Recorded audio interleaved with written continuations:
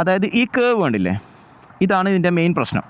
കമ്പനീനെ നമ്മൾ കുറ്റം പറഞ്ഞുകൊണ്ട് കാര്യമില്ല. പിന്നെ 1-2 നെഗറ്റീവ്സ് എനിക്ക് ഉണ്ടായിട്ടുണ്ട്. ആ കാര്യങ്ങൾ ഞാൻ പറഞ്ഞുതരാം.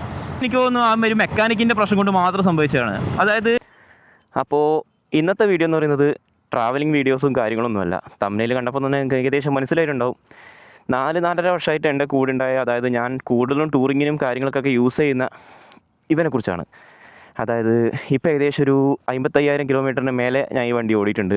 കൂടുതലും ഞാൻ യൂസ് ചെയ്തിട്ടുള്ളത് ട്രാവലിങ്ങിന് വേണ്ടിയിട്ട് തന്നെയാണ്. ലോക്കൽ ഓട്ടം ഉണ്ടോയെന്ന് ചോദിച്ചു കഴിഞ്ഞാൽ അത്യാവശ്യം ഞാൻ യൂസ് ചെയ്യാറുണ്ട്, പക്ഷേ കൂടുതലും ഞാൻ ഓടിയിട്ടുള്ളത് ലോങ് ട്രിപ്സ് തന്നെയാണ്. അപ്പോൾ ഇതിൻ്റെ ഡീറ്റെയിൽസൊക്കെയാണ് ഈ വീഡിയോയിൽ സംസാരിക്കാൻ പോകുന്നത്. അപ്പോൾ again welcome back to my channel. First of all നമുക്ക് ഇതിൻ്റെ ലുക്കിനെ കുറിച്ച് തന്നെ സംസാരിക്കാം. അതായത് സ്റ്റോക്ക് കണ്ടീഷനിൽ ഞാൻ എന്തൊക്കെ കാര്യങ്ങളാണ് ഇതിന് ചേഞ്ച് ചെയ്തിട്ടുള്ളതെന്ന് നമുക്ക് നോക്കാം. ആദ്യമായിട്ട് തന്നെ മെയിൻ കാര്യം എന്ന് പറയുന്നത് നമ്മുടെ ടയർ തന്നെയാണ്. ഇതിന് സ്റ്റോക്ക് കണ്ടീഷനിൽ RTR യൂസ് ചെയ്യുന്ന ആൾക്കാർക്കറിയാം, 90 സെക്ഷൻ ഫ്രണ്ടിലും 130 സെക്ഷനാണ് ബാക്കിൽ വരുന്നത്. അതുകൊണ്ട് തന്നെ ഇതിൻ്റെ ഓവറോൾ ലുക്കിന് ഭയങ്കരമായിട്ട് അത് ബാധിക്കുന്നുണ്ടെന്ന് തന്നെ ഞാൻ പറയാം. അപ്പോൾ ഞാൻ ഫസ്റ്റ് ചെയ്ത കാര്യം എന്ന് പറയുന്നത് ഇത് അപ്സൈസ് ചെയ്യുക എന്നുള്ളതാണ്. അത് ഓവറായിട്ട് സൈസ് ചെയ്യുക എന്നല്ല, ഞാൻ ജസ്റ്റ് നെക്സ്റ്റിലേക്ക് മാറി. അതായത് ഇപ്പോൾ 140 സെക്ഷൻ റിയറിലും 100 സെക്ഷൻ ഫ്രണ്ടിലാണുള്ളത്. അതുകൊണ്ട് വലിയ പ്രശ്നമുണ്ടോ എന്ന് വെച്ച് കഴിഞ്ഞാൽ എനിക്ക് ഇതുവരെയായിട്ട് അങ്ങനെ വലിയ പ്രശ്നമൊന്നും ഉണ്ടായിട്ടില്ല. പിന്നെ ചെയിൻ സ്പോക്കിൻ്റെ ലൈഫ് കുറയും അങ്ങനെയൊക്കെ ആൾക്കാർ പറയുന്നുണ്ടായിരുന്നു, പക്ഷേ എനിക്ക് ഇതുവരെയായിട്ട് അങ്ങനെ ഫീൽ ചെയ്തിട്ടില്ല കേട്ടോ. രണ്ടാമത്തെ കാര്യം എന്ന് പറയുന്നത് ഞാൻ ഇതിൻ്റെ ഇൻഡിക്കേറ്റേഴ്സ് ചേഞ്ച് ചെയ്തിട്ടുണ്ട്. അതും ഒരു എന്താ പറയുക, സ്റ്റോക്ക് ഇൻഡിക്കേറ്റേഴ്സ് വരുന്നത് ഭയങ്കര ബൾക്ക് ടൈപ്പ് ഇൻഡിക്കേറ്റേഴ്സാണെന്ന് വരുന്നത്. ഇപ്പോൾ അത്യാവശ്യം ഒരു സ്ലിം ലുക്ക് വന്നിട്ടുണ്ട്, ബാക്കിൽ നോക്കുകയാണെങ്കിലും ഫ്രണ്ടിൽ നോക്കുകയാണെങ്കിലും ഒക്കെ. അപ്പോൾ അതാണ് ഞാൻ രണ്ടാമത് വരുത്തിയ കാര്യം. പിന്നെ എക്സ്ട്രാ ചെയ്തിട്ടുള്ളൊരു കാര്യം എന്ന് പറയുന്നത് ഇതിനൊരു ലിവർ പ്രൊട്ടക്ടർ ചെയ്തിട്ടുണ്ട്. ഇത് അത്യാവശ്യം ക്വാളിറ്റിയുള്ള ഐറ്റമാണ് കേട്ടോ.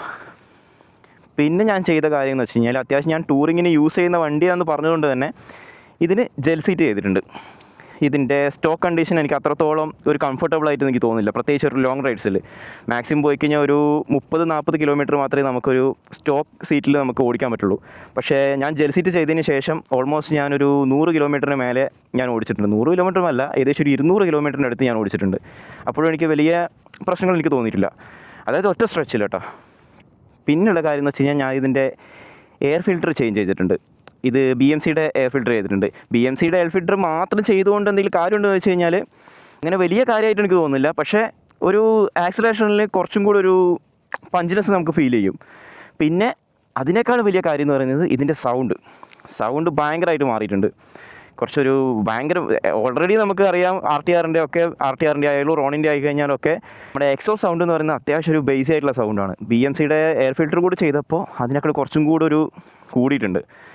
നമ്മുടെ ഒരു എന്താ പറയുക, റോഡ് പ്രസൻസ് എന്ന് പറയുന്നത് ഈ വണ്ടി വരുന്ന സമയത്ത് ആൾക്കാരൊന്ന് നോക്കും.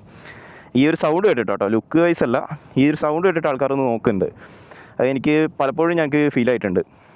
അപ്പോൾ ഇത്രയൊക്കെ കാര്യങ്ങളാണ് ഞാൻ കൂടുതലൊരു ചേഞ്ച് എന്നുള്ള സ്റ്റോക്ക് കണ്ടീഷനിൽ ചേഞ്ച് എന്നുള്ള രീതിയിൽ ഞാൻ ചെയ്തിട്ടുള്ളത്. ഇനി നമുക്ക് ഇതിൻ്റെ ഇപ്പോൾ ഉള്ള വേർഷൻ, ഇത് ഏകദേശം ഒരു 2022 വേർഷനാണ്. അതായത് ഇപ്പോൾ 2026 വേർഷനിൽ വെച്ച് നോക്കുമ്പം എന്തൊക്കെ വ്യത്യാസങ്ങളാണ് നമുക്ക് വന്നിട്ടുള്ളതെന്ന് നോക്കാം. ഇപ്പോൾ മെയിനായിട്ട് വന്ന ചേഞ്ച് എന്ന് പറയുന്നത് ഇതിൻ്റെ ഇപ്പോൾ ഈ ഹെഡ്ലൈറ്റ് മാറിയിട്ടുണ്ട്. എനിക്ക് പേഴ്സണലി ഇപ്പോൾ പുതിയ ഹെഡ്ലൈറ്റ് ഇഷ്ടപ്പെട്ടു എന്ന് വെച്ച് കഴിഞ്ഞാൽ എനിക്ക് കുറച്ചുകൂടി ബെറ്റർ ആയിട്ട് തോന്നിയത് ഈ ഹെഡ്ലൈറ്റ് തന്നെയാണ്. നമ്മുടെ BMW G310 വരുന്നൊക്കെ ആ ഒരു ഹെഡ്ലൈറ്റാണ് മെയിനായിട്ട് ഇതിന് വരുന്നത്. ആ ഒരു DRLും കാര്യങ്ങളൊക്കെ എനിക്ക് കുറച്ചുകൂടി പേഴ്സണലി ഇഷ്ടപ്പെട്ടത് ഈ ഒരു ഹെഡ്ലൈറ്റാണ്. ഇപ്പോൾ പ്രൊജക്ടർ ലൈറ്റാണ് വരുന്നത്. അത് കുഴപ്പമുണ്ടെന്ന് വെച്ച് കഴിഞ്ഞാൽ പ്രശ്നമൊന്നുമില്ല. നമ്മുടെ ഒരു ഹെഡ്ലൈറ്റിൻ്റെ കുറച്ചും കൂടി ഒരു വിസിബിലിറ്റി കുറച്ചും കൂടി കൂടിയിട്ടുണ്ടെന്ന് എനിക്ക് തോന്നിയിട്ടുണ്ട്. ഞാൻ നൈറ്റ് ഓടിച്ചിട്ടുണ്ടായിരുന്നു. അപ്പോൾ കുറച്ചും കൂടെ ഹെഡ്ലൈറ്റിൻ്റെ വിസിബിലിറ്റി ബെറ്റർ ആയിട്ടെന്ന് എനിക്ക് തോന്നുന്നുണ്ട്. പക്ഷേ ലുക്ക് വൈസ് എനിക്ക് കുറച്ചും കൂടെ പേഴ്സണലി ഇഷ്ടപ്പെട്ടത് ഇതാണ്. പിന്നെ വന്ന കാര്യം എന്ന് വെച്ച് കഴിഞ്ഞാൽ ഇതിൻ്റെ ഈ ഷോക്ക് USD ഫോക്സ് ആയിട്ടുണ്ട്. USD ഫോക്സ് അത്യാവശ്യം ഒരു ഫ്രണ്ടിൽ നോക്കുന്ന സമയത്ത് ഒരു ബൾക്ക് ലുക്ക് കിട്ടാൻ വേണ്ടിയിട്ട് ഒരുപാട് ഹെൽപ്പ് ചെയ്തിട്ടുണ്ട് ഇപ്പോൾ പുതിയ വണ്ടിയിൽ. ഇതിൻ്റെ മെയിൻ ഒരു ഡ്രോബാക്ക് എന്ന് പറയുന്നത്, ഞാൻ പറയാൻ മറന്നുപോയി, ഞാൻ ഇതിനൊരു ബൂട്ട് സെറ്റ് ചെയ്തിട്ടുണ്ട്. അതായത് ഇത് നോക്കുന്ന സമയത്ത് ഭയങ്കര ഒരു ശോഷിച്ച ഒരു അവസ്ഥയാണ് ഇതിൻ്റെ ഒരു ഇതെന്ന് പറയുന്നത്, സസ്പെൻഷൻ്റെ ആ ഒരു ഫോർക്കിൻ്റെ ലുക്ക് എന്ന് പറയുന്നത്. അപ്പോൾ ഇപ്പോൾ USD വന്നതുകൊണ്ട് തന്നെ അത്യാവശ്യം ഒരു ഫ്രണ്ടിൽ നിന്നൊരു ബൾക്കിംഗ് ലുക്ക് തോന്നുന്നുണ്ട് വണ്ടിക്ക്. പിന്നെ എൻജിൻ സൈഡ് കാര്യങ്ങളൊന്നും അധികം ചേഞ്ചസും കാര്യങ്ങളൊന്നും വന്നിട്ടില്ല. പിന്നെ ചേഞ്ച് വന്ന കാര്യം എന്ന് വെച്ച് കഴിഞ്ഞാൽ ഇൻഡിക്കേറ്റേഴ്സാണ്. നമ്മുടെ ആ ഒരു ഞാൻ നേരത്തെ പറഞ്ഞ പോലെ തന്നെ ആ ബൾക്ക് ഇൻഡിക്കേറ്റർ മാറിയിട്ട് അത്യാവശ്യം സ്ലിം ആയിട്ടുള്ള ഈ KTM ഇൻഡിക്കേറ്റേഴ്സ് പോലെയല്ല, കുറച്ചും കൂടി ഒരു വീതിയുള്ള ടൈപ്പ്. അത് എനിക്ക് പേഴ്സണലി കുറച്ചും കൂടി ഇഷ്ടപ്പെട്ടു. പക്ഷേ പ്രൈസ് ഉണ്ട് കേട്ടോ. ആ കാര്യങ്ങൾ ഞാൻ പിന്നീട് സംസാരിക്കാം, ഓടിച്ചുകൊണ്ട് സംസാരിക്കാം. അപ്പോൾ ഇത്രയൊക്കെയാണ് മെയിൻ ഒരു ലുക്സിൻ്റെ വയസ്സ് എനിക്ക് പറയാനുള്ളത്. അതായത് പുതിയ വണ്ടി വന്നിട്ടുള്ള മാറ്റങ്ങളും ഞാൻ ഈ വണ്ടിയിൽ വരുത്തിയിട്ടുള്ള മാറ്റങ്ങളും. ബാക്കി കാര്യങ്ങൾ നമുക്ക് ഓടിച്ചുകൊണ്ട് സംസാരിക്കാം.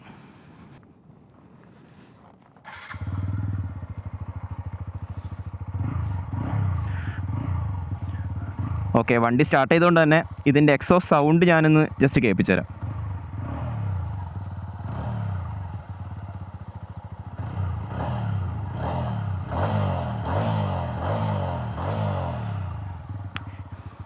ഈ നിർത്തിയിട്ട് റബ്ബിങ് ചെയ്യുന്നതല്ല, നമ്മൾ ഓടിച്ചുകൊണ്ടിരിക്കുന്ന സമയത്ത് ഇതിൻ്റെ ഭയങ്കര ഒരു ബേസ് ആയിട്ടുള്ളൊരു സൗണ്ടാണ്. അത് ഞാൻ കേൾപ്പിച്ചു തരാം.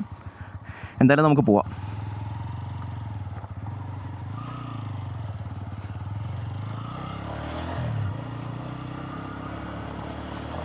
അടുത്തതായിട്ട് പറയാനുള്ളത് വെച്ച് കഴിഞ്ഞാൽ ഇതിൻ്റെ റൈഡിങ് മോഡ്സിനെ കുറിച്ചാണ്. ഇതിന് 3 റൈഡിങ് മോഡാണുള്ളത്. ഒന്ന് റെയിൻ വരുന്നുണ്ട്, അർബൻ വരുന്നുണ്ട്, പിന്നെ സ്പോർട്സ് വരുന്നുണ്ട്.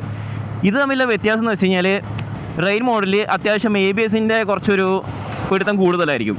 പിന്നെ അർബൻ എന്ന് പറയുന്നത് നമുക്കൊരു സിറ്റി യൂസ് അങ്ങനെയൊക്കെ യൂസ് ചെയ്യുന്നത് കുറച്ചുകൂടി ബെറ്റർ ആയിരിക്കും. പിന്നെ വരുന്നത് സ്പോർട്സ്, അതായത് വണ്ടിയുടെ മാക്സിമം പവർ എന്ന് പറയുന്നത്. ഞാൻ കൂടുതലും ടൂറിങ്ങിനൊക്കെ യൂസ് ചെയ്യുന്ന സമയത്ത് ഞാൻ പേഴ്സണലി യൂസ് ചെയ്യുന്നത് സ്പോർട്സ് മോഡാണ്. അത് അത്യാവശ്യം നമുക്ക് വണ്ടി ഓടിക്കാനുള്ള ഒരു രസം കിട്ടും ഈ ഒരു സ്പോർട്സ് മോഡിൽ. അർബന് കൂടുതലൊരു സിറ്റിയിലൊക്കെ യൂസ് ചെയ്യുന്നതാണെങ്കിൽ കുറച്ചും കൂടെ ബെറ്റർ ആയിരിക്കും, മൈലേജ് കുറച്ചും കൂടെ കൂടുതൽ കിട്ടാനുള്ള ചാൻസ് ഉണ്ട്.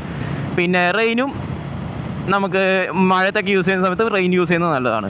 പൊതുവേ TVSൻ്റെ ഈ റൈഡിങ് മോഡ്സിനെ കുറിച്ച് ആൾക്കാർ ഒരുപാട് നെഗറ്റീവ്സ് പറയുന്ന കേൾക്കാറുണ്ട്. അതായത് ഇതൊരു മാർക്കറ്റിംഗ് ഗിമിക്കാണ്, പ്രത്യേകിച്ച് ഒരു വ്യത്യാസവും ഇല്ലാന്ന്. പക്ഷേ എനിക്ക് പേഴ്സണലി യൂസ് ചെയ്തപ്പോൾ എനിക്ക് തോന്നിയിട്ടുള്ളത് വെച്ച് കഴിഞ്ഞാൽ ഇത് അത്യാവശ്യം നമുക്കൊരു യൂസ്ഫുൾ ആയിട്ടുള്ളൊരു കാര്യം തന്നെയാണ്. ഒരു എന്താ പറയുക, ഒരു മാർക്കറ്റിങ്ങിന് വേണ്ടിയിട്ട് ഒരു 3-4 ഒക്കെ റൈഡിങ് മോഡ്സ് കൊടുക്കുന്ന പോലെ എല്ലാ TVS ഇതിന് കൊടുത്തിട്ടുള്ളത്. എല്ലാ റൈഡ് മോഡ്സിലും അതിൻ്റേതായ ഒരു പോസിറ്റീവ്സ് എനിക്ക് കാണാൻ പറ്റിയിട്ടുണ്ട്. അതാണ് എനിക്ക് റൈഡിങ് മോഡ്സിനെ കുറിച്ചിട്ട് പറയാനുള്ളത്. പിന്നെ ഏറ്റവും കൂടുതൽ എന്നോട് ആൾക്കാർ ചോദിച്ചിട്ടുള്ളതാണ് ഈ RTR ഒക്കെ കൊണ്ട് നീ എങ്ങനെയാണ് ഇത്ര ദൂരം ടൂർ ചെയ്യുന്നത് കാര്യങ്ങളൊക്കെ. ഞാൻ ഏകദേശം ഒരു 1700 കിലോമീറ്ററോളം ഞാൻ ഏകദേശം ഒരു 2-3 ദിവസത്തിനുള്ളിൽ ഞാൻ കവർ ചെയ്തിട്ടുണ്ട്. അതായത് ധനുഷ്കോടി ട്രിപ്പിൽ ഞാൻ ആദ്യം കൊള്ളി ഹിൽസ് പോയി, പിന്നെ ധനുഷ്കോടിയൊക്കെ പോയിട്ട് ഏകദേശം റിട്ടേൺ വീട്ടിലെത്തുന്ന സമയത്ത് ഏകദേശം ഒരു 1700 കിലോമീറ്ററോളം ഞാൻ ഈ വണ്ടിയിൽ സ്പെൻഡ് ചെയ്തിട്ടുണ്ട്, ഏകദേശം ഒരു 3-4 ദിവസം. അപ്പോഴൊന്നും എനിക്കൊരു എന്താ പറയുക, ബാക്ക് പെയിൻ എന്നുള്ള രീതിയിലൊന്നും എനിക്ക് തീരെ തോന്നിയിട്ടുണ്ടായിരുന്നില്ല. സ്റ്റോക്ക് കണ്ടീഷനിലല്ല, ഞാൻ ഈ മാറ്റങ്ങൾ കഴിഞ്ഞതിന് ശേഷമുള്ള കാര്യങ്ങളാണ് ഞാൻ പറയുന്നത്. സ്റ്റോക്ക് കണ്ടീഷനിൽ ഒരിക്കലും അങ്ങനെയൊന്നും ഓടിക്കാൻ പറ്റില്ല, അത് ഞാനിപ്പോഴേ പറയാം. നമ്മൾ അഥവാ ഈ വണ്ടി നോക്കുന്നുണ്ടെങ്കിൽ തന്നെ ഞാൻ വരുത്തിയിട്ടുള്ള കാര്യങ്ങൾ എന്തായാലും മസ്റ്റായിട്ട് ചെയ്യണം, എന്നാലും മാത്രമേ നമുക്ക് ടൂറിങ്ങിന് വേണ്ടി യൂസ് ചെയ്യാൻ പറ്റുള്ളൂ. പിന്നെ ഇതിൻ്റെ പവർ കാര്യങ്ങളൊക്കെ സംസാരിക്കുകയാണെങ്കിൽ, അതായത് ടൂറിങ്ങിന് നമ്മൾ കൂടുതലും ഹൈവേ ഒക്കെ കയറുന്ന സമയത്ത് എങ്ങനെയുണ്ട് ഇതിൻ്റെ പെർഫോമൻസ് കാര്യങ്ങളൊക്കെ സംസാരിക്കുകയാണെങ്കിൽ, അത്യാവശ്യം നമുക്കിപ്പോൾ ഒരു ഹൈവേ പിടിക്കുകയാണെങ്കിൽ തന്നെ ഒരു ടോപ്പ് എൻഡ് നോക്കുകയാണെങ്കിൽ ഞാൻ ഇതിനകത്ത് ഓൾമോസ്റ്റ് ഒരു 140ഓളം ചെയ്തിട്ടുണ്ട്. പക്ഷേ നമുക്കൊരു ക്രൂസിങ് സ്പീഡ് എന്ന് പറയുന്നത് ഓൾമോസ്റ്റ് ഒരു 90 to 100 എന്ന് വേണമെങ്കിൽ പറയാം. 100 അല്ല, ഒരു 80-90 എന്ന് വേണമെങ്കിൽ പറയാം. ഞാൻ പൊതുവേ ഒരു ഹൈവേയിൽ ക്രൂസ് ചെയ്യാറുള്ളത് ഒരു 90 കിലോമീറ്ററിൽ ഇതാണ്. അത് നമുക്ക് അത്യാവശ്യം കംഫർട്ടബിൾ ആണ്, വലിയ കുഴപ്പമൊന്നും ഇല്ലാതെ നമുക്ക് ക്രൂസ് ചെയ്ത് പോകാം. പിന്നെ ഹൈ സ്പീഡിൽ ക്രൂസ് ചെയ്യണം എന്നുള്ളവർ ഈ ഒരു വണ്ടി നോക്കരുത്. ഇപ്പോൾ ലേറ്റസ്റ്റ് വന്ന വണ്ടി എങ്ങനെയാണ് കാര്യങ്ങളൊക്കെ എനിക്ക് അത്രത്തോളം അറിയില്ല. ഞാൻ പേഴ്സണലി യൂസ് ചെയ്തിട്ടുണ്ട്, പക്ഷേ ഒരു ഹൈവേയിലൊക്കെ എനിക്ക് ആ വണ്ടി അത്രത്തോളം കിട്ടിയിട്ടില്ല. അതുകൊണ്ട് തന്നെ ഇപ്പോഴത്തെ ഉള്ള വണ്ടിക്ക് പവർ ഡ്രോപ്പ് ഉണ്ടോ കാര്യങ്ങളൊന്നും എനിക്കറിയില്ല. ഞാൻ പറയുന്നത് ഈ ഒരു 2022 മോഡലിലാണ്. അത്യാവശ്യം വലിയ ചേഞ്ചസ് ഒന്നും വരാൻ ചാൻസ് ഇല്ല. കാരണം വെച്ച് കഴിഞ്ഞാൽ എൻജിൻ സൈഡൊന്നും ഇപ്പോഴും ഒരു അപ്ഡേഷൻ എന്നുള്ള രീതിയിൽ TVS കൊടുത്തിട്ടുണ്ടായിരുന്നില്ല. അതുകൊണ്ട് തന്നെ പവറിലും കാര്യങ്ങൾക്കൊന്നും അധികം വരാൻ ചാൻസ് ഇല്ല. പ്രത്യേകിച്ച് ഇതും BS6 ആണ്, ഇപ്പോൾ വരുന്നതും BS6 ആണ്. അപ്പോൾ അതിനൊരു വലിയ വ്യത്യാസം ഉണ്ടാകാനൊന്നും ചാൻസ് ഇല്ല. ടൂറിങ്ങിന് എനിക്ക് അത്യാവശ്യം എന്താ പറയുക യൂസ് ചെയ്യാൻ പറ്റുന്നൊരു വണ്ടിയായിട്ട് തന്നെയാണ് എനിക്ക് തോന്നുന്നത്. ഞാനിത് ഒരുപാട് യൂസ് ചെയ്തിട്ടുമുണ്ട്. പിന്നെ സ്റ്റോക്ക് കണ്ടീഷനിൽ ഒരിക്കലും ഞാൻ എന്താ പറയുക ഒരു ടൂറിങ്ങിന് വേണ്ടിയിട്ട് ഇത് എടുത്തിട്ട് പോകാൻ വേണ്ടി ഞാൻ പറയില്ല. എനിക്ക് പേഴ്സണലി അത് ഇതല്ല. ഞാൻ ടൂർ ചെയ്തിട്ടുണ്ട് സ്റ്റോക്ക് കണ്ടീഷനിൽ തന്നെ, അതിൻ്റെ ഒരു എക്സ്പീരിയൻസ് കൊണ്ടാണ് ഞാൻ പറയുന്നത്. ഒരിക്കലും സ്റ്റോക്ക് കണ്ടീഷനിൽ ഇതിൻ്റെ ഒരു സീറ്റിംഗ് കംഫർട്ടും കാര്യങ്ങളൊന്നും അത്രത്തോളം നല്ലതായിട്ട് എനിക്ക് തോന്നുന്നില്ല. ഒരു ലോങ് റൈഡ്സിന് അത്രത്തോളം നല്ലതായിരിക്കില്ല. പക്ഷെ നമ്മൾ ഈ ഒരു ചെറിയ ഒരു മൈനർ മോഡിഫിക്കേഷൻസ് ചെയ്ത് കഴിഞ്ഞാൽ നമുക്കിത് സുഖമായിട്ട് നമുക്ക് യൂസ് ചെയ്യാൻ പറ്റും. പ്രത്യേകിച്ച് എന്ന് വെച്ച് കഴിഞ്ഞാൽ നമ്മൾ മറ്റുള്ള ഒരു 160cc അല്ലെങ്കിൽ 150cc എന്ന് വെച്ച് കമ്പയർ ചെയ്യുകയാണെങ്കിൽ ഈ വണ്ടിക്ക് അത്യാവശ്യം ഒരു പവർ എനിക്ക് ഫീൽ ചെയ്യുന്നുണ്ട് പേഴ്സണലി. നമുക്കിപ്പോൾ കമ്പാരിസൺ നോക്കുകയാണെങ്കിൽ എക്സ്ട്രീം 160 ആയിക്കഴിഞ്ഞാലും ഇപ്പോൾ പൾസറിൻ്റെ വണ്ടികളാണെങ്കിലും കുറച്ചുകൂടി ഒരു കംഫർട്ടായാലും പവർ ആയിക്കഴിഞ്ഞാലും ഈ വണ്ടിക്ക് കുറച്ചുകൂടി ഒരു കൂടുതലായിട്ട് എനിക്ക് തോന്നിയിട്ടുണ്ട്. അതുകൊണ്ട് തന്നെ നമുക്ക് ടൂറിങ്ങിനകത്ത് അങ്ങനെ ഒരു മടുപ്പ് പിടിക്കാൻ ചാൻസ് ഇല്ല. നമുക്ക് എത്രത്തോളം പോകാൻ പറ്റുമോ അത്രത്തോളം ഇതാക്കാൻ പറ്റും. അതുപോലെ ഒരാളുടെ ഹെൽത്ത് കണ്ടീഷൻ വെച്ചിട്ടാണ് കേട്ടോ ഞാൻ പറയുന്നത്. എല്ലാവർക്കും ഇത് സ്യൂട്ടാവെന്ന് പറയുന്നില്ല. ഓരോ ആൾക്കാരുടെ ഹെൽത്ത് കണ്ടീഷൻ വെച്ചിട്ട് അവർക്ക് എത്രത്തോളം പോകാൻ പറ്റുമോ അത്രത്തോളം നമുക്ക് ഓടിക്കാൻ പറ്റും. വണ്ടിയുടെ സൈഡിൽ നിന്ന് ഒരു എന്താ പറയുക, ഒരുപാട് ദൂരം ഓടിക്കഴിഞ്ഞാൽ പവർ ഡ്രോപ്പോ കാര്യങ്ങളോ ഒന്നും ഫീൽ ചെയ്യില്ല, അത് ഗ്യാരണ്ടിയാണ്. അപ്പോൾ അതാണ് എനിക്ക് ഒരു ടൂറിങ്ങിനെ കുറിച്ച് പറയാനുള്ളത്. ഇനി നമുക്കിതിൻ്റെ മെയിൻ നെഗറ്റീവ്സ് എന്തൊക്കെയാണെന്ന് നോക്കാം. അതായത് ഈ വണ്ടിയുടെ ഡ്രോബാക്സ് എന്തൊക്കെയാണെന്ന് നോക്കാം. ഫസ്റ്റ് ഓഫ് ഓൾ ഇതിൻ്റെ മൈലേജ് തന്നെ നോക്കാം. ഞാൻ നേരത്തെ മറ്റുള്ള 150, 160 cc ഒക്കെ വെച്ച് കമ്പയർ ചെയ്തുകൊണ്ട് തന്നെ പറയാം, ആ വണ്ടികൾ വെച്ച് നോക്കുന്ന സമയത്ത് നമ്മുടെ ഈ വണ്ടിക്ക് അത്യാവശ്യം മൈലേജ് കുറവായിട്ടാണ് എനിക്ക് തോന്നുന്നത്. ബാക്കിയുള്ള വണ്ടികൾക്ക് ഏകദേശം ഒരു 45, 50 കിട്ടുന്ന സമയത്ത് എനിക്കൊരു ഹൈവേയിലൊക്കെ അത്യാവശ്യം പൊളിച്ച്, അതായത് നേരത്തെ പറഞ്ഞ പോലെ സ്പോർട്സ് മോഡൊക്കെ ഇട്ട് അത്യാവശ്യം ഒരു പൊളിച്ച് ഓടിക്കുന്നതാണെങ്കിൽ ഏകദേശം ഒരു 38 to 40 എനിക്ക് പേഴ്സണലി കിട്ടിക്കൊണ്ടിരിക്കുന്നത്. അതിൽ കൂടുതൽ കിട്ടുന്ന ആൾക്കാരുണ്ട്. എൻ്റെ പേഴ്സണൽ അഭിപ്രായം പറയുകയാണെങ്കിൽ ഏകദേശം ഒരു പൊളിച്ച് ഓടിക്കുന്നതാണെങ്കിൽ 38 to 40 കിലോമീറ്റർ മൈലേജാണ് എനിക്ക് പൊതുവേ കിട്ടിയിട്ടുണ്ടായത്. പിന്നെ അത്യാവശ്യം ഒരു മൈൽഡായിട്ട് യൂസ് ചെയ്യുന്നതാണെങ്കിൽ എന്താ പറയുക, ഒരു 40 to 42 ആ റേഞ്ചിൽ കിട്ടാനുള്ള ചാൻസ് ഉണ്ട്. അതാണ് എനിക്ക് മൈലേജിനെ കുറിച്ച് പറയാനുള്ളത്. പിന്നെ ഒരു ഡ്രോബാക്ക് ഞാൻ നേരത്തെ പറഞ്ഞ പോലെ തന്നെ ഇതിൻ്റെ സീറ്റിംഗ് ആണ്. അത് നമുക്ക് ചേഞ്ച് ചെയ്ത് കഴിഞ്ഞാൽ വലിയ കുഴപ്പമൊന്നുമില്ലാതെ യൂസ് ചെയ്യാൻ പറ്റും. അതുകൊണ്ട് തന്നെ സീറ്റിങ്ങിനെ കുറിച്ച് ഞാൻ കൂടുതലൊന്നും പറയുന്നില്ല. സീറ്റിംഗ് നമുക്ക് വേണമെങ്കിൽ സ്റ്റോക്ക് കണ്ടീഷനിൽ നിന്ന് മാറ്റാൻ പറ്റുന്നേ ഉള്ളൂ. അതുകൊണ്ട് തന്നെ അത് വലിയൊരു നെഗറ്റീവ് എന്ന് പറയുന്നില്ല. പക്ഷേ സ്റ്റോക്ക് കണ്ടീഷനിൽ അതൊരു പ്രശ്നമാണ്. ഇനി അടുത്തൊരു ഡ്രോബാക്ക് എന്ന് പറയുന്നത് ഇതിൻ്റെ സർവീസ് ബില്ലാണ്, അതായത് സർവീസ് കോസ്റ്റ്.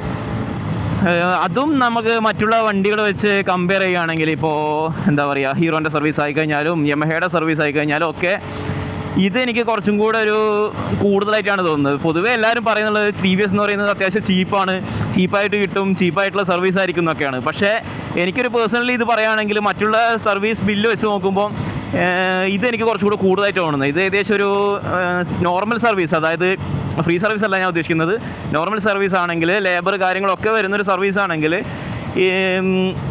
ഇതിൻ്റെ ഓയിൽ ചേഞ്ച് കാര്യങ്ങൾ മാത്രമായിട്ട് ഏകദേശം ഒരു 2000 സംതിങ് റേറ്റാണ് എനിക്ക് ഇത്ര വരെയായിട്ട് വന്നിട്ടുള്ളത്. ഞാൻ ഇത്ര വരെയായിട്ട് ഇതിൻ്റെ ഒരു സർവീസ് പോലും കമ്പനിയിൽ നിന്നല്ലാതെ ചെയ്തിട്ടില്ല, പുറത്തുനിന്ന് ചെയ്തിട്ടില്ല. എല്ലാം ഞാൻ കമ്പനി സർവീസ് തന്നെയാണ്. അതുകൊണ്ട് തന്നെ എനിക്ക് ഏകദേശം ഒരു കോസ്റ്റ് വന്നിട്ടുള്ളതെന്ന് വെച്ച് കഴിഞ്ഞാൽ 2000 സംതിങ്, 2100 ആ ഒരു റേഞ്ചിലാണ്. അത് മറ്റുള്ള വണ്ടികൾ വെച്ച് എനിക്ക് ഒന്ന് കമ്പയർ ചെയ്യുന്ന സമയത്ത് കുറച്ച് കൂടുതലായിട്ട് എനിക്ക് തോന്നിയിട്ടുണ്ട്. അങ്ങനെ വലിയൊരു പ്രൈസ് ഹൈക്കൊന്നുമല്ല, എന്തായാലും മറ്റുള്ള വണ്ടികൾ ഏകദേശം ഒരു 1600, 1500 ഒക്കെ ആ റേഞ്ചിൽ വരുന്ന സമയത്ത് ഇതിന് ഏകദേശം ഒരു 2100, 2200 ഒക്കെയാണ് എനിക്ക് വരാറുള്ളത്. അതുകൊണ്ട് തന്നെ അത്യാവശ്യം ഒരു പ്രൈസ് കൂടുതലായിട്ട് എനിക്ക് തോന്നിയിട്ടുണ്ട്. അതൊരു വലിയ നെഗറ്റീവായിട്ടൊന്നും പറയാനില്ല, എന്നാലും പറയുകയാണെങ്കിൽ സാധാരണ വെച്ച് നോക്കുന്ന സമയത്ത് കുറച്ചുകൂടി കൂടുതലായിട്ട് എനിക്ക് തോന്നിയിട്ടുണ്ട്. പിന്നെ അടുത്തൊരു നെഗറ്റീവ് സൈഡ് എന്ന് പറയുന്നത്, അത് ഓടിച്ചുകൊണ്ട് സംസാരിച്ചാൽ നമുക്ക് ശരിയാവില്ല. നമുക്കൊരു കാര്യം ചെയ്യാം, സൈഡിൽ നിർത്തിയിട്ട് കാര്യങ്ങൾ ഞാൻ പറഞ്ഞുതരാം.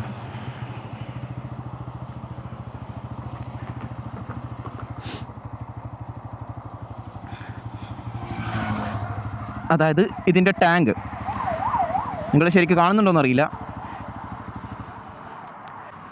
ഇതിൻ്റെ ഒരു മെയിൻ പ്രശ്നം എന്ന് വെച്ച് കഴിഞ്ഞാൽ ഈ ഒരു കേവ് തന്നെയാണ്. അതായത് 2022 മോഡൽ, 26 മോഡലൊന്നുമില്ല. എല്ലാ വണ്ടികൾക്കും ഇപ്പോൾ കറൻ്റ് ഇറങ്ങുന്ന വണ്ടികൾക്ക് പോലും ഈ ഒരു സെറ്റപ്പ് തന്നെയാണ് ഈ ഭാഗത്ത് വരുന്നത്. അതായത് സെയിം ടാങ്ക് തന്നെയാണ്, സെയിം കിറ്റ് തന്നെയാണ്. അതിൻ്റെ മെയിൻ ചേഞ്ചസ് ഞാൻ നേരത്തെ പറഞ്ഞ പോലെ ആ കാര്യങ്ങൾ മാത്രമേ ഉള്ളൂ. ഈ ഭാഗത്തൊന്നും പ്രത്യേകിച്ച് ചേഞ്ചസും കാര്യങ്ങളൊന്നുമില്ല.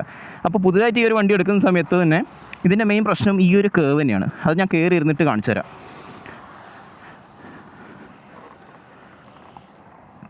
അതായത് ഞാൻ നേരത്തെ പറഞ്ഞല്ലോ, ഞാൻ 5.7 ആണ്.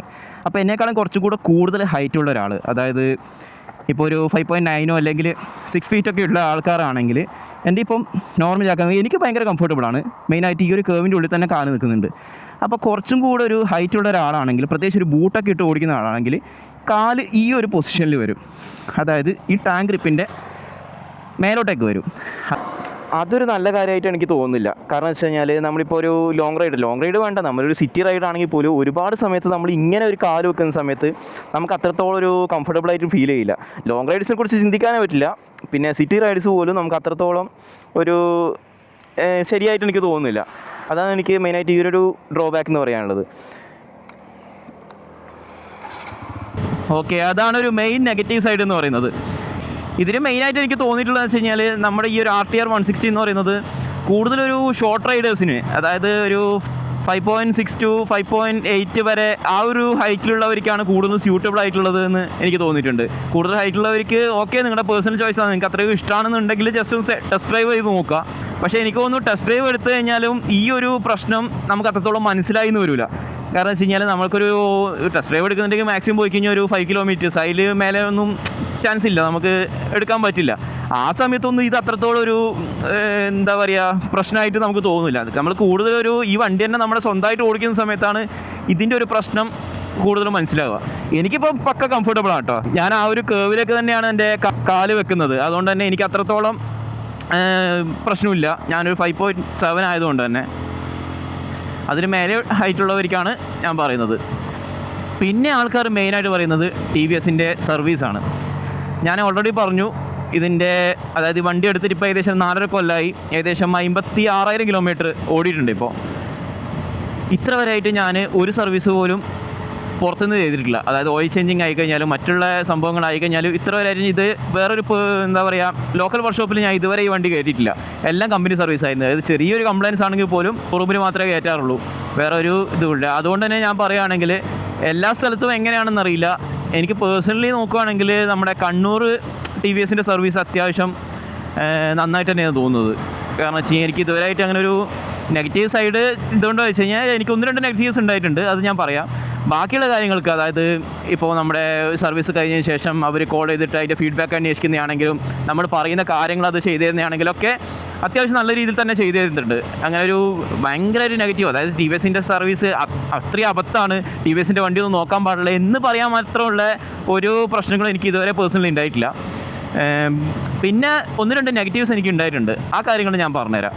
അതായത് ഇപ്പോൾ ഒരുപാടൊന്നും ആയിട്ടില്ല, എനിക്ക് തോന്നുന്നു ഈ രാസ് സർവീസിൻ്റെ അതിന് തൊട്ട് മുമ്പത്തെ സർവീസ് എനിക്ക് തോന്നുന്നു ഇതൊക്കെ ബേസ് ചെയ്യുന്നത് വെച്ച് കഴിഞ്ഞാൽ നമ്മുടെ മെക്കാനിക്സിൻ്റെ ഇതാണ്. കാരണം വെച്ച് കഴിഞ്ഞാൽ നമ്മൾ ആരാണോ നമ്മുടെ വണ്ടി നോക്കുന്നത് അതിനെ കണക്കായിട്ടാണ് ഇത് വരുന്നത്. അതൊരു കമ്പനീനെ നമ്മൾ കുറ്റം പറഞ്ഞുകൊണ്ട് കാര്യമില്ല. ഇത്രയും ഒരു 4-4 കൊല്ലമായിട്ടില്ലാത്തൊരു പ്രശ്നമാണ് എനിക്ക് ഈ കഴിഞ്ഞ സർവീസിൻ്റെ മുമ്പത്തെ സർവീസിന് എനിക്ക് എക്സ്പീരിയൻസ് ചെയ്തത്. പ്യുവർലി എനിക്ക് തോന്നുന്നു ആ ഒരു മെക്കാനിക്കിൻ്റെ പ്രശ്നം കൊണ്ട് മാത്രം സംഭവിച്ചതാണ്. അതായത് ആ സ്റ്റോറി പറയുകയാണെങ്കിൽ, ഞാൻ ഒരു ട്രിപ്പ് പ്ലാൻ ചെയ്തു കൊടൈക്കനാലിലേക്കാണ്. അപ്പോൾ അതിന് മുമ്പ് ഏകദേശം സർവീസിൻ്റെ കിലോമീറ്റർ ആയിട്ടുണ്ട്. കാരണം വെച്ച് കഴിഞ്ഞാൽ പോയി വരുന്ന സമയത്ത് എന്തായാലും സർവീസിൻ്റെ ആ ഒരു കിലോമീറ്ററിനേക്കാളും കൂടുതൽ ഓടാനുള്ള ചാൻസ് ഉണ്ട്. അപ്പോൾ ഞാൻ വിചാരിച്ചു എന്നാൽ പിന്നെ സർവീസ് ചെയ്യാം, സർവീസ് കഴിഞ്ഞ് കഴിഞ്ഞാൽ ഫ്രീ ആയിട്ട് പോകാമല്ലോ എന്ന് വിചാരിച്ച് സർവീസ് ചെയ്യാൻ വേണ്ടിയിട്ട് ഞാൻ ഷോറൂം ബുക്ക് ചെയ്തു. നോർമലി ചെയ്യുന്ന പോലെ തന്നെ പോയിക്കൊണ്ട് കൊടുത്തു. അപ്പോൾ റിപ്പയറിംഗ് ആയിട്ടുള്ള വണ്ടി കിട്ടാറുണ്ട്. അതുകൊണ്ട് തന്നെ ഞാൻ വണ്ടി എടുത്ത് വീട്ടിൽ കൊണ്ടുവച്ചു. പിറ്റേ ദിവസം ഞാൻ റൈഡ് സ്റ്റാർട്ട് ചെയ്ത് കുറച്ച് ദൂരം പോയി, ഏകദേശം തമിഴ്നാടൊക്കെ പോയി കൊടൈക്കനാലൊക്കെ കണ്ട് തിരിച്ചു വരുന്ന സമയത്ത് ഞാനൊരു ചായക്കടയിൽ കയറി. അത്ര വരെ ഞാൻ ഇതൊന്നും ശ്രദ്ധിക്കുന്നില്ല കേട്ടോ. ഞാൻ ചായക്കടയിൽ കയറിയ സമയത്ത് അവിടെ ഓയിൽ ഡ്രോപ്പ് കണ്ടു. അപ്പോൾ ഞാൻ വിചാരിച്ചു ഇതെന്താണ്, എൻ്റെ വണ്ടിയിൽ തന്നെയാണോ എന്നുള്ളത് ഞാൻ ചെക്ക് ചെയ്തു. ജസ്റ്റ് നോക്കിയ സമയത്ത് എൻ്റെ വണ്ടിയിൽ തന്നെയാണ്. ഓയിൽ നട്ട് ഓവർ ടൈറ്റ് ചെയ്ത് അതിൻ്റെ ത്രെഡ് പൊട്ടിച്ചിട്ടുണ്ടായിരുന്നു. അപ്പോൾ ഞാനത് അന്നേരം തന്നെ ടി വി എസിൻ്റെ സർവീസ് സെൻറ്ററിൽ വിളിച്ച് പറഞ്ഞു, ഇങ്ങനെ ഒരു സംഭവമുണ്ട്, ഇത് നിങ്ങളുടെ പ്രശ്നം കൊണ്ട് സംഭവിച്ചതാണ്, ഓവർ ടൈറ്റ് ചെയ്ത് ഇതിൻ്റെ ത്രെഡ് പോയിട്ടുണ്ട്, അതുകൊണ്ട് തന്നെ ഓയിൽ ലീക്ക് ഉണ്ടെന്ന് പറഞ്ഞു. അപ്പോൾ അതിൻ്റെ എക്സിക്യൂട്ടീവ് എന്നോട് പറഞ്ഞു, അത് ഞാൻ കണ്ടിട്ടുണ്ടായിരുന്നു, ഞാൻ ശ്രദ്ധിച്ചിട്ടുണ്ടായിരുന്നു, അത് ഞങ്ങൾ ബോണ്ടിട്ട് അടച്ചിട്ടുണ്ടായിരുന്നു പറഞ്ഞു. അപ്പോൾ ഞാൻ പറഞ്ഞു ഇങ്ങനെ ഒരു പ്രശ്നം ഉണ്ടാകുന്ന സമയത്ത് അത് അറ്റ്ലീസ്റ്റ് നമ്മുടെ ഒരു കസ്റ്റമർ എന്നുള്ള രീതിയിൽ നമ്മളത് അറിയിക്കേണ്ടതല്ലേ. കാരണം വെച്ചാൽ ഇങ്ങനെ ഒരു സംഭവം ഉണ്ട്, അവർ ഓവർടേക്ക് ചെയ്ത് പഠിച്ചതാണ്, അതിന് മുമ്പൊന്നും ഒരു പ്രശ്നം ഉണ്ടായിട്ടില്ല. അപ്പോൾ ഇങ്ങനെ ഒരു സംഭവം ഉണ്ടായ സമയത്ത് ഇവർ ബോണ്ടിട്ട് അടച്ചു എന്നാണ് പറഞ്ഞത്. അപ്പോൾ എന്നോട് പറയാം ഇത് മാറ്റേണ്ടി വരും, ഇതിങ്ങനെ ഒരു സംഭവം ഉണ്ട് എന്ന് പറയാം. ഇവരിതൊന്നും പറയാതെ ഞാൻ ഈ ട്രിപ്പ് പോയി, ഞാൻ തമിഴ്നാട്ടിൽ സമയത്ത് ഒരുപാട് ഓയിൽ പോയിട്ടുണ്ടായിരുന്നു. അപ്പോൾ ഞാനവിടെ ഒരു ലോക്കൽ വർക്ക്ഷോപ്പിൽ കയറിയിട്ട് ഓയിൽ ടോപ്പ് അപ്പ് ചെയ്തിട്ടാണ് ഞാൻ നാട് വരെ എത്തിയത്. അപ്പോൾ ആ ഒരു ട്രിപ്പ് മൊത്തം അങ്ങനെ ഒരു ഇതായി, ഇവരെ ആ ഒരു ചെറിയൊരു പ്രശ്നം കൊണ്ട്. പിന്നെ വെച്ച് കഴിഞ്ഞാൽ ഇവരെ സ്പാർക്ക് പ്ലഗ് അയച്ച സമയത്ത് എനിക്കൊന്നും എന്താണെന്നറിയില്ല, പിന്നെ വണ്ടി കഴുകാൻ പറ്റുന്നില്ല. കഴുകുന്ന സമയത്തൊക്കെ സ്പാർക്ക് പ്ലഗിൽ വെള്ളം കയറിയിട്ട് വണ്ടി പിന്നെ സ്റ്റാർട്ടാകുന്നില്ല. അങ്ങനെ ഒരു പ്രശ്നം ഉണ്ടായിരുന്നു. ഞാനത് കംപ്ലൈൻറ്റ് രജിസ്റ്റർ ചെയ്തിട്ടുണ്ടായിരുന്നു. അത് കാരണം വെച്ചാൽ ഇനി ഇതുപോലെ കാര്യങ്ങളൊരു ശ്രദ്ധയില്ലാതെ, കാരണം വെച്ച് കഴിഞ്ഞാൽ നമ്മുടെ ഡ്രെയിൻ ബോൾട്ടൊക്കെ ടൈറ്റ് ചെയ്യുന്ന സമയത്ത് ആ ഒരു കണക്കായിട്ടുള്ള ടോർക്ക് കാര്യങ്ങളൊക്കെ നോക്കിയിട്ട് മാത്രമേ ടൈറ്റ് ചെയ്യാൻ പാടുള്ളൂ. അല്ല അത് സാധാരണ ഒരു സ്പാനർ എടുത്ത് ടൈറ്റ് ചെയ്യാനാണെങ്കിൽ എനിക്ക് ചെയ്താൽ പോരെ, ഞാൻ ഇത്രയും സർവീസ് സെൻറ്ററിൽ കൊണ്ടു കൊടുക്കേണ്ട ആവശ്യമില്ലല്ലോ. മെയിനായിട്ട് ഈ ഒരു കാര്യം മാത്രമാണ് എനിക്ക് പേഴ്സണലി ഒരു മോശ എക്സ്പീരിയൻസ് എനിക്ക് സർവീസ് സെൻറ്ററിൻ്റെ ഭാഗത്തു നിന്ന് ഉണ്ടായിരുന്നത്. വേറെ ഇത്ര വരെയായിട്ട് ഒരു പ്രശ്നങ്ങളും ഉണ്ടായിരുന്നില്ല. 4.5 വർഷമായി ഞാൻ ഈ വണ്ടി യൂസ് ചെയ്യുന്നത്. ഒരുപാട് സ്ഥലങ്ങളിൽ ഞാൻ പോയിട്ടുണ്ട്, ഇത്ര വരെയായിട്ട് ഒരു പ്രശ്നം ഉണ്ടായിരുന്നില്ല. ഇത് പ്യുവർലി എനിക്ക് തോന്നുന്നു ഒരു ആ സർവീസ് സെൻറ്ററിലെ പ്രശ്നമല്ല, ആ ഒരു മെക്കാനിക്കിൻ്റെ പ്രശ്നം മാത്രമാണ്.